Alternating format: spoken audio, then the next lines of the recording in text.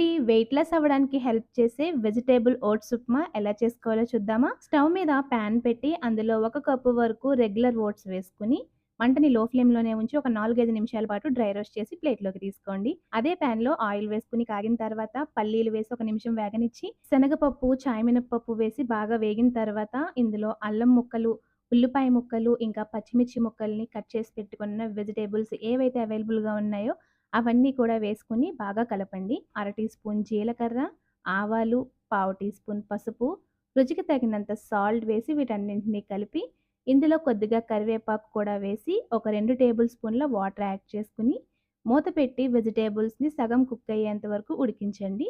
ఇప్పుడు ఇందులో రెడీ చేసి పెట్టుకున్న ఓట్స్‌ని వేసుకొని అరకప్పు వరకు వాటర్ యాడ్ చేసి కలిపి మూత పెట్టి 3, 4 మినిట్స్ కుక్ చేసుకున్న తర్వాత స్టవ్ ఆఫ్ చేసి ఒక చిన్న నిమ్మకాయ రసాన్ని వేసుకొని బాగా కలుపుకుంటే వెజిటబుల్ ఓట్స్ ఉప్మా అయితే రెడీ అయిపోతుంది.